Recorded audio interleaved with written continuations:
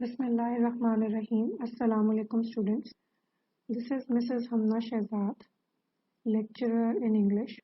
Today I am going to talk about the book Past and Present, written by Thomas Carlyle, who was a Victorian prose writer.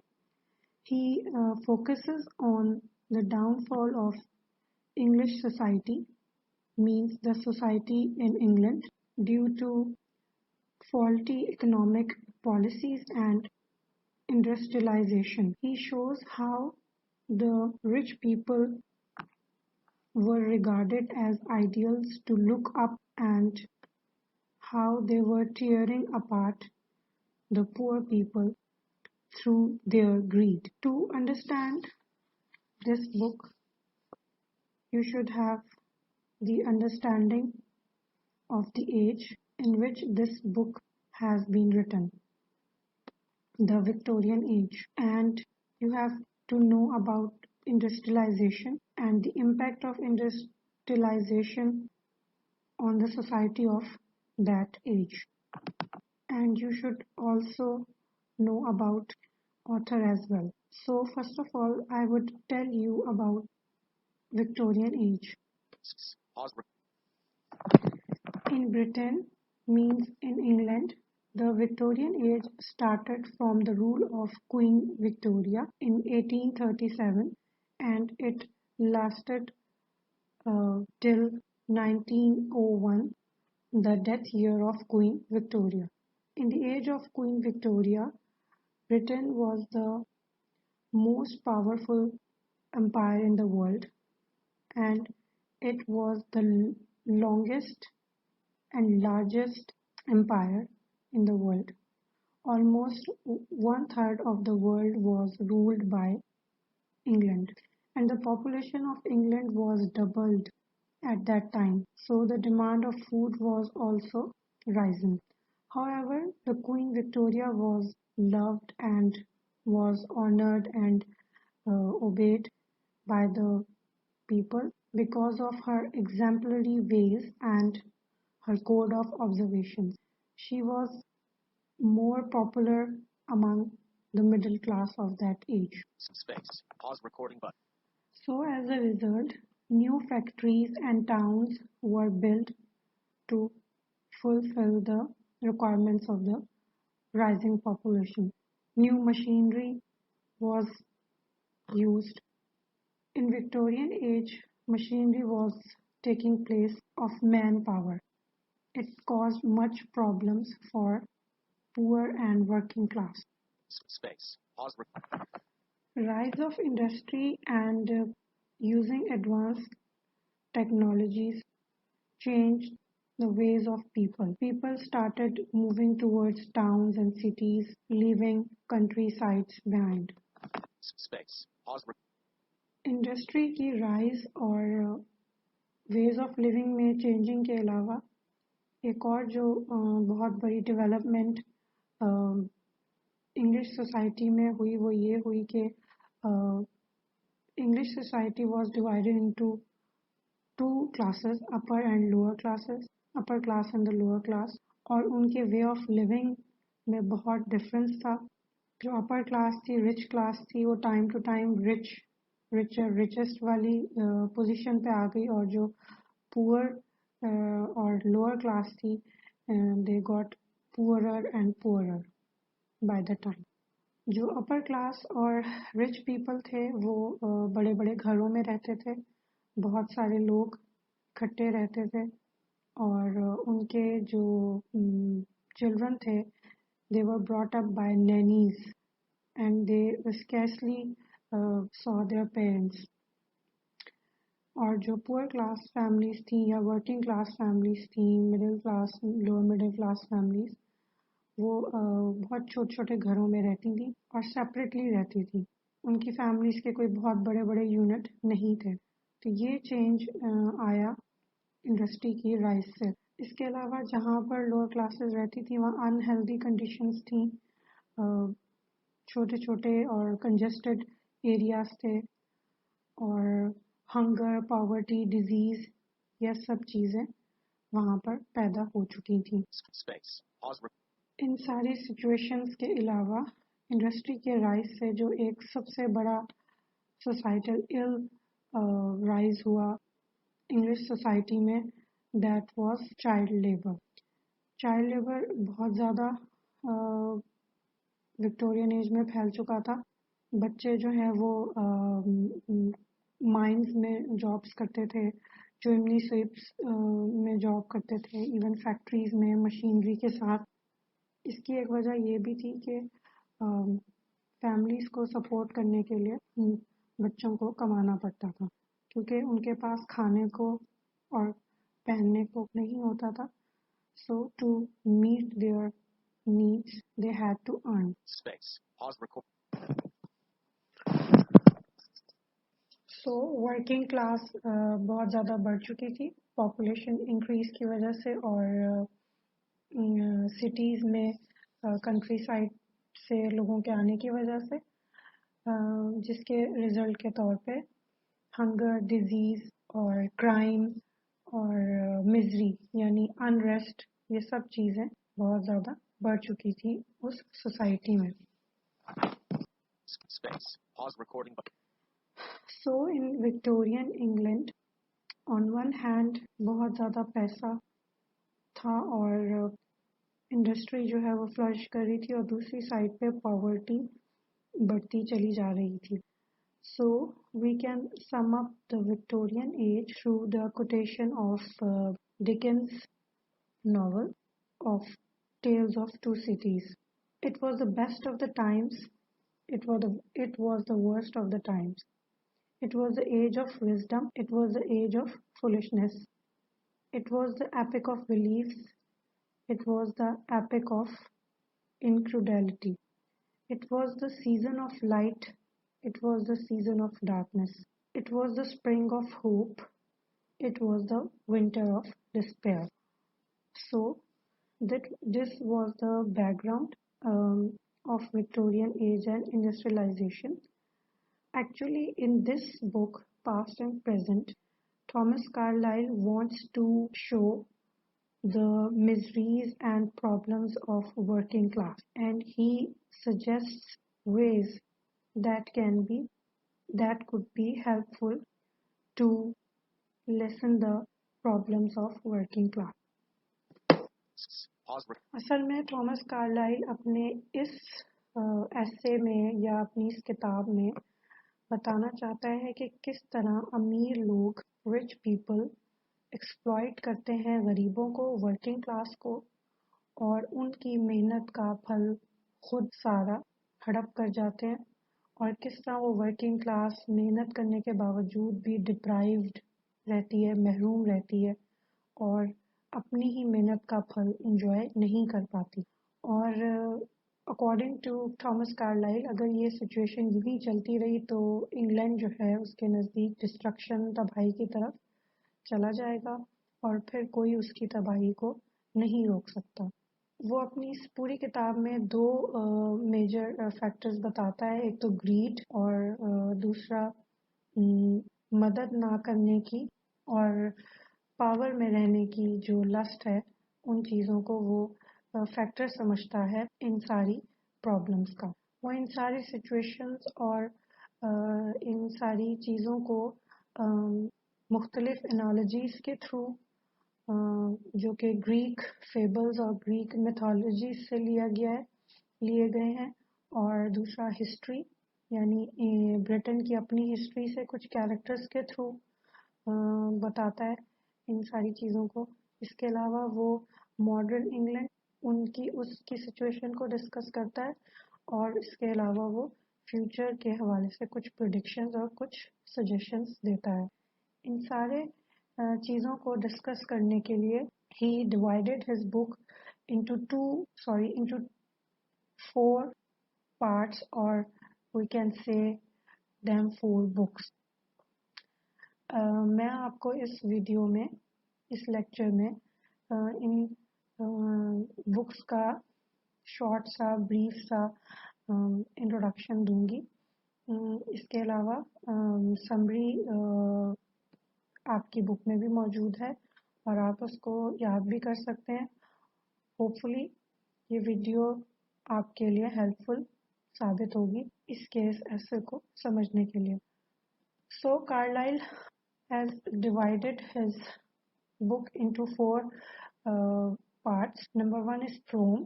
Number two is the ancient monk. Number three is modern workers. And number four is horror school. Now I would tell you about every part one by one. Space. Pause recording. Number one is Rome. Rome means preface. اس بک میں Carlyle 2 different analogies دیتا ہے جس کے through وہ England کی economic condition اور exploitation of working class بتاتا ہے, ان کی پرابلمس کو ڈسکس کرتا ہے. First of all in the first chapter ہی give the analogy of king Midas who was a king in Greek fables, in Greek mythology. وہ بادشاہ ایک گریڈی بادشاہ تھا. اس نے گاڈز سے اپنے لیے ایک بلیس مانگی. اکارڈنگ ٹو دیٹ بلیس وہ جس چیز کو بھی ٹچ کرتا تھا وہ سونا بن جاتی تھی. لیکن ہم یہ دیکھتے ہیں کہ اس کی یہی گریڈ, اس کی یہی ابلٹی اس کے لیے موت کا سبب اور بھوک سے مر جانے کا سبب بن جاتی ہے, کیونکہ وہ جب اپنی خوراک کو بھی اپنے منہ میں لے کے جاتا تو وہ سونا بن جاتی.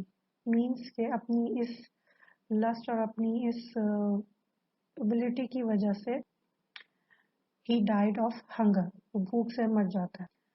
سو تھامس کارلائل سیز کہ موجودہ انگلینڈ کی بھی سچویشن کچھ اس طرح ہے کہ موجودہ انگلینڈ کی جو اکانومی ہے, جو ان کے پاس دولت ہے وہ بہت زیادہ ہے, لیکن English people do not know how to manage this wealth. ان کو نہیں پتا کہ اس دولت کو کس طرح مینج کرنا ہے اور کس طرح اپنے غریبوں کو اس کا فائدہ پہنچانا ہے. اس لیے ان کے غریب یعنی ورکنگ کلاس اور poor people are dying of hunger and disease and deprivation. اس چیپٹر میں کارلائل اس ویلتھ کو انچینٹڈ ویلتھ کہتا ہے, کرسڈ ویلتھ کہتا ہے, جو کسی کے کام کی نہیں. ایکچولی جب دولت رچ پیپل کے کسی کام کی نہیں اور ان کے غریبوں کو کوئی فائدہ نہیں دے رہی, تو کارلائل اس کو کنگ مڈاس کی ویلتھ کی طرح انگلینڈ کی ویلتھ کو بھی انچینٹڈ ویلتھ کہتا ہے. Stop recording button. To activate, pause record. Okay students, next analogy ہے سفنکس کی. سفنکس ایک مانسٹر ہوتی ہے جو کہ ریڈلز پوچھتی ہے. یہ بھی ایک گریک پلے ایڈیپس ریکس میں کیریکٹر موجود ہے. تو جو اس کی ریڈلز کا جواب دے دیتا ہے اسے تو وہ چھوڑ دیتی ہے, لیکن جو جواب نہیں دے پاتا اس کو وہ ڈسٹرائے کر دیتی ہے. تو کارلائل کہتا ہے کہ یہ زندگی اور انگلینڈ کی سچویشن بھی سفنکس کی ایک ریڈل کی طرح ہے. اگر اس کو آنسر کر دیا گیا, اس کو ریزالو کر دیا گیا تو سب کچھ ٹھیک ہو جائے گا, ورنہ سب کچھ ڈسٹروائے ہو جائے گا. اور اس ریڈل کا جواب یعنی کہ جسٹس کیا ہے اور جسٹس ہے یا نہیں کا جواب وہی لوگ دے سکتے ہیں جو کانفیڈنٹ ہیں, جو پاور میں ہیں. اکارڈنگ ٹو کارلائل غریب تو مر رہے ہیں, جو پاور میں نہیں ہے وہ تو مر رہے ہیں. اس کے علاوہ اسی کتاب میں کارلائل یہ بھی بتاتا ہے کہ بہت سے ان امپلائڈ لوگ جنہوں نے اپنی آواز اٹھانے کی کوشش کی مانچسٹر میں پارلیمنٹ کے سامنے, ان کو بہت برے سلوک کا سامنا کرنا پڑا, اور بجائے اس کے کہ ان کے مطالبات مانے جاتے ان کو موت کا سامنا کرنا پڑا, اپنی جانوں سے ہاتھ دھونے پڑے. اس کے علاوہ کارلائل کہتے ہیں کہ نیچر کے کچھ لاز ہوتے ہیں and we should follow those laws instead of making our own laws. Carlyle کہتے ہیں کہ کوئی ایک ایسی دوا ہونی چاہیے جو انگلینڈ کی ان تمام کی تمام بیماریوں اور سوسائٹل الز کا علاج کر دے اور انگلینڈ میں ایک اصلاحی معاشرہ تشکیل پا جائے. اس کے علاوہ اس بک کے اختتام پہ کارلائل یہ کہتے ہیں کہ ہمیں ہیرو ورشپ کی بجائے خود اپنی سوچ کو بدلنا چاہیے، خود اپنے آپ میں ایک ہیرو بننا چاہیے، تاکہ جب ہم اپنے آپ کو ریفارم کر لیں گے تو ایک ریفارمڈ سوسائٹی جو ہے وہ وجود میں آئے گی۔ اس کتاب میں ایکچولی کارلائل دکھانا چاہ رہے ہیں کہ مائٹ از رائٹ کے بجائے رائٹ از مائٹ ہونا چاہیے۔ In From, Carlyle creates imaginary characters to highlight or to criticize the silly middle classes of Victorian age who are incapable of self-rule and incapable of choosing worthy leaders. These characters may be sometimes appear ludicrous, but in the second book, Ancient Monk, he turns to rather historical or real characters. Space. Carlyle did so in order to offer those characters who diminished and who were the real profit-minded people in the history of England. According to Carlyle, Abbot Sampson is the real model of practical man. In his second book, The Ancient Monk, he offers the biography of Abbot Sampson, who knew how to work with devotion and who had the ability of judging people more than lawyers. Carlyle suggests that actually it was Sampson's work, not his faith alone, that made him hero. جو Carlyle کی اس book Past and Present کی second book ہے یا second part ہے، that is the ancient monk, اس میں Carlyle نے ایک ہسٹوریکل فگر ایبٹ سیمسن جو کہ چرچ کا مونک ہوتا ہے، مونک کہتے ہیں چرچ کے پادری کو جو چرچ کا انتظام سنبھالتا ہے۔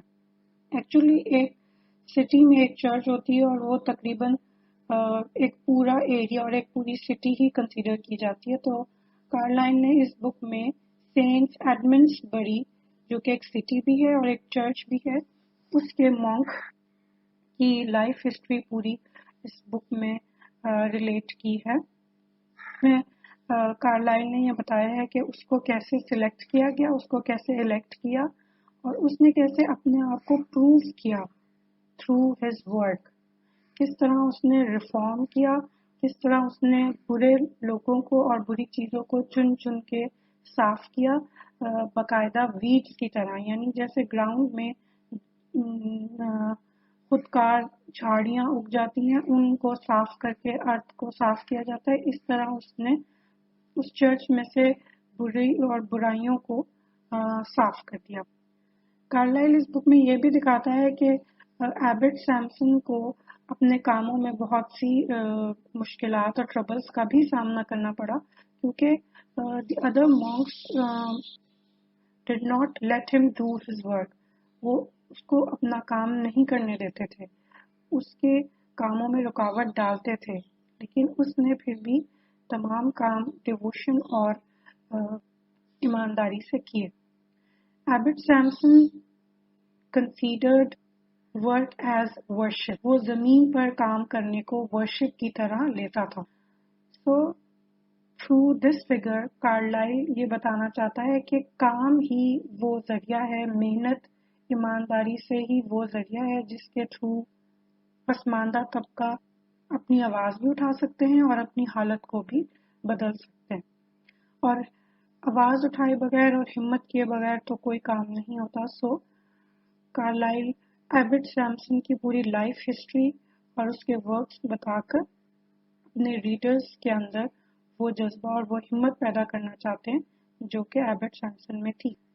ایبٹ سیمسن کی سٹوری اس طرح سمبولک وے میں لی جا سکتی ہے کہ جیسے ایک آدمی کو ایک ایریا دے دیا گیا ہو جس میں بہت سی جھاڑیاں اور گھاس وغیرہ اگی ہوئی اور اس جگہ کا کوئی حال نہ ہو اور آپ کے پاس ریسورسز بھی نہ ہو، یعنی اس کو صاف ستھرا اور اچھا کرنے کے لیے آپ کے پاس کوئی ریسورسز بھی نہ ہو۔ تو ایبٹ سیمسن جیسے انسان جو کہ اپنی قوت بازو سے کام کرنا جانتے ہیں، انہوں نے مین پاور کو استعمال کرتے ہوئے، اپنی محنت اور وزڈم کو استعمال کرتے ہوئے نہ صرف اس جگہ کو صاف کیا، اس جگہ کو استعمال کے قابل بنایا، بلکہ اپنی ہی ریسورسز میں رہتے ہوئے اسے ایک مثالی جگہ بنا دی۔ کارلائل اپنی اس بک کا جو اختتام ہے، the ancient monk, that is consisting of at least 15 or 16 chapters کا اختتام بڑے خوبصورت الفاظوں میں کرتے ہیں، اور وہ کہتے ہیں کہ heard are the voices that are sage، یعنی جو عقل مندانہ آواز ہوتی ہے وہ سنی جاتی ہے، اور وہ لوگوں کو ہی urges people to do work، کہتا ہے کہ work and spare not۔ Pause recording space. Okay, next آپ کی بک کی سمری میں کارلائل بتا رہا ہے کہ ایٹ دیٹ ایج، یعنی جب this book was published in 1843، the country was burdened by the surplus wealth and they did not know how to manage this wealth.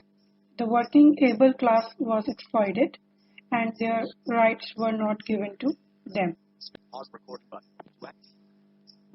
Carlyle suggests that the labor class or the working class should be responsibly governed rather than to be forced to endure. Space. Pause recording. Okay, in the third book, that is The Modern Worker, Carlyle ہمیں بتاتا ہے کہ England کی situation کس طرح کی ہوئی ہے کہ ہر کوئی صرف دولت کے پیچھے جا رہا ہے۔ اس نے اپنے چیپٹرز میں کچھ ببلیکل ٹرمز یوز کیے، لائک میمنزم، میمن ورشپ، یعنی worship of wealth.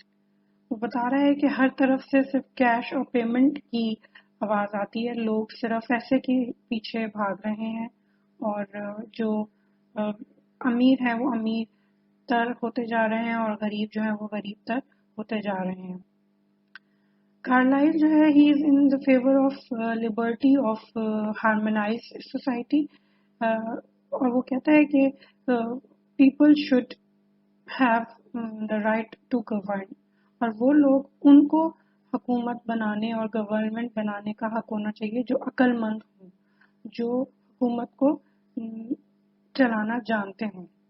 That is why he suggests that instead of feudal aristocracy, industrial aristocracy should govern، یعنی وہ لوگ جو کام کرنا جانتے ہی نہیں ان کو حکومت کرنے کی بجائے ان لوگوں کو حکومت کرنی چاہیے جو کام کرنا جانتے ہوں، یعنی غریبوں کے مسائل کی آواز اٹھانے کے لیے ایک امیر آدمی کی بجائے ایک غریب آدمی ہی ہونا چاہیے جو کام کرنا اور آواز اٹھانا جانتا، اور جب تک آواز نہیں اٹھائی جائے گی، مسائل سامنے نہیں لائے جائیں گے تو مسائل حل نہیں ہوں گے۔ کارلائل یہ بھی بتاتا ہے کہ جو پروڈکٹس اور جو چیزیں ورکرز اور امپلائرز اور لیبررز بناتے ہیں یا بلڈ کرتے ہیں، کریٹ کرتے ہیں، خود وہ اس کو استعمال کرنے کے قابل نہیں ہے، کیونکہ ان کے پاس اتنے پیسے نہیں ہیں، ان کے پاس تو پیٹ بھرنے کے لیے ہی پیسے نہیں ہیں، تو وہ چیزیں، وہ پروڈکٹس وہ استعمال کیسے کر سکتے ہیں۔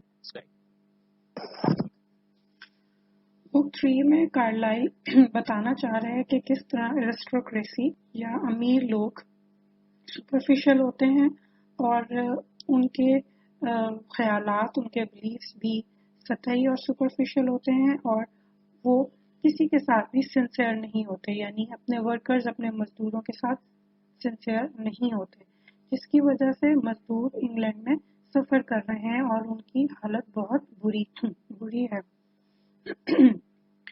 اس کے علاوہ کارلائل ایک balanced approach towards earning money بتانا چاہتا ہے اس کتاب میں، یعنی پیسہ کمانے کا مقصد صرف دولت حاصل کرنا بھی نہیں ہونا چاہیے اور نہ ہی صرف خوشی حاصل کرنا کہ کام کر کے ہم خوشی حاصل کریں، بلکہ ان دونوں کے درمیان کی چیز ہونی چاہیے، یعنی آپ کے سامنے ایک مقصد بھی ہو کہ ہاں ہم پروفٹ بھی ارن کریں اور ہمیں خوشی بھی ملے، یعنی happiness of doing work and having some purpose to work. In the same book, yani in the book A Modern Worker, Carlyle is suggesting that English people do not have the courage to raise their voices. ان کے اندر ہمت ہے ہی نہیں کہ وہ اپنی آواز بلند کر سکیں، اور آواز بلند کیے بغیر جیسے I have told earlier کہ مسائل کا حل نہیں ڈھونڈا جا سکتا۔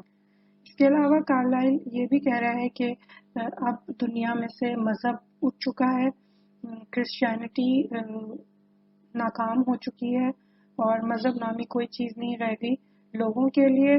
the only thing that they worship is money, power. اس بک میں ایک اور چیپٹر ہے اوور پروڈکشن کے نام سے، جس میں کارلائل یہ بتانا چاہ رہے کہ جو مزدور، جو کسان زمین پر محنت کرتے ہیں، ان کی محنت کا سارا پھل اور پیسہ ان کے امیر لوگ یعنی ارسٹوکریسی، ان کے جاگیردار، وہ ان کے اونرز، لینڈ اونرز، وہ سارے لے جاتے ہیں۔ اگر اتنا ہی پیسہ ان غریب مزدوروں کو دیا جائے تو وہ مزید لگن اور ایمانداری سے کام کریں۔ In this chapter we come to know two more terms that are working aristocracy and unworking aristocracy. Working aristocracy وہ rich people ہیں جو تمام کا تمام پیسہ لے جاتے ہیں، یعنی غریبوں کا اور مزدوروں کا پیسہ، یعنی ان کی محنت کا پھل لے جاتے ہیں، اور working aristocracy یہ لیبر اور مزدور ہیں۔ Towards the end of this book, Carlyle says that no more religion will be given to the English people. They have to work with honesty and responsibility, having the same religion, that is Christianity. Okay, students, now the fourth and the last book or part of this book, Past and Present, that is Horoscope. Horoscope میں Carlyle کچھ suggestions اور کچھ predictions دیتا ہے future کی، جن کے through future England کی حالت کو بہتر کیا جا سکتا ہے۔ وہ کہتا ہے کہ امارت یعنی امیری اور ریلیجن جو ہے وہ ہمیشہ سے رہا ہے اور لوگوں نے ان کو ورشپ بھی کیا ہے، جس کی وجہ سے انہیں بہت زیادہ نقصان اٹھانا پڑا۔ وہ کہتے ہیں کہ اگر انگلینڈ کو، انگلش پیپل کو پروگریس کرنی ہے، ترقی کرنی ہے، تو ان کو ان دونوں چیزوں کو پیچھے چھوڑنا پڑے گا۔ اور مزید آگے چل کے وہ یہ سجیسٹ کرتا ہے کہ لوگوں کو پاورفل اور امیر لوگوں کو لیڈر کے طور پہ چوز کرنے کے بجائے ان لوگوں کو منتخب کرنا چاہیے، ان لوگوں کو الیکٹ کرنا چاہیے جو واقعی اس کے قابل ہوں اور رسپانسبلٹیز کو نبھانا جانتے ہوں۔ In this book, Carlyle is suggesting that all people do not have regard for powerful people, rich people, لیکن لوگ ووٹ انہی کو ہی دیتے ہیں جن کے پاس پیسہ ہو، جن کے پاس پاور ہو۔ اگر لوگ ووٹ ان لوگوں کو دینا شروع کر دیں جو ہوں تو غریب لیکن عقل مند ہوں اور رسپانسبلٹیز کو نبھانا جانتے ہوں، غریبوں کے مسائل کو سمجھتے ہوں، تو حالات بدلے جا سکتے ہیں۔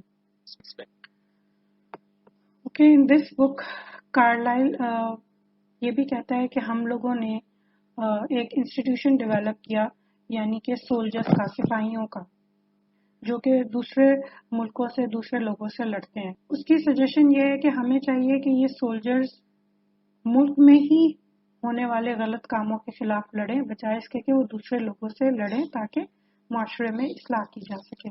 میں نے آپ کو یہ بات پہلے بھی بتائی